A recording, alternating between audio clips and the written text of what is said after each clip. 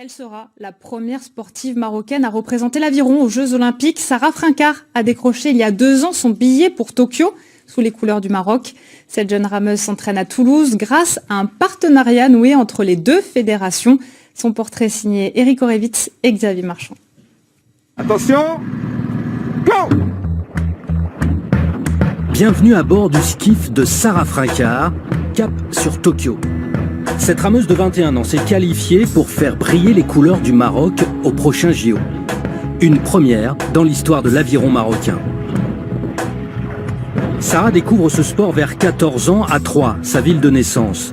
Un père français, une mère originaire de Marrakech, elle navigue entre 2 cultures et 2 eaux.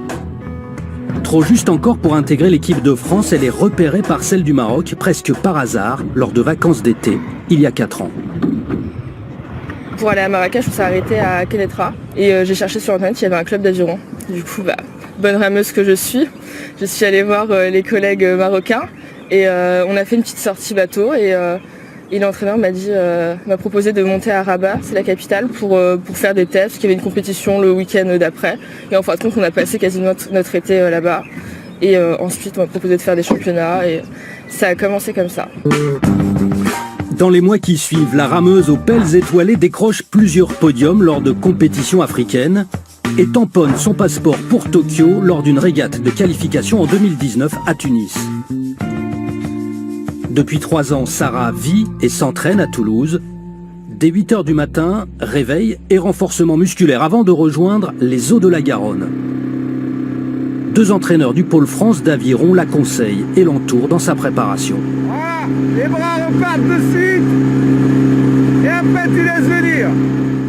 C'est quelque chose qui se fait depuis pas mal de temps entre la fédération française et d'autres fédérations, notamment sur des pays d'Afrique, où les fédérations signent une convention pour que l'athlète puisse bénéficier d'une structure d'entraînement en France. C'est-à-dire que Sarah, depuis 3 ans, bénéficie non seulement du matériel et de suivi des entraîneurs du pôle de Toulouse, mais aussi du service médical du CREPS, de tout le suivi scolaire, et aussi des aménagements d'études, au même titre qu'un sportif français qui bénéficie d'aménagements.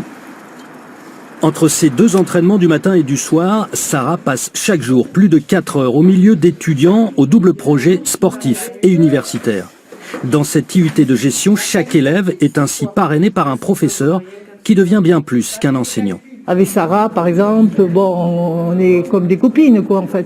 On est un peu une seconde maman parce que Sarah, en plus, est loin de sa famille, donc on est là aussi pour autre chose que le pédagogique et les résultats scolaires, en fait, voilà. Les journées sont chargées, il n'y a pas beaucoup de temps où on ne fait pas grand-chose, où on a le temps de respirer, un peu d'avoir une vie un peu d'étudiante, un peu folle, quoi. On n'a pas trop ça. Mais bon, c'est un choix, je crois. Au Japon, Sarah est assurée de disputer au moins 3 courses. Chacune sur 2000 mètres, la distance olympique de l'aviron. Face à l'armada des nations spécialistes historiques de la discipline, il faudra plus que jouer des coudes dans la baie de Tokyo. Voilà pour l'actualité de ce 21 juin. Merci de votre fidélité.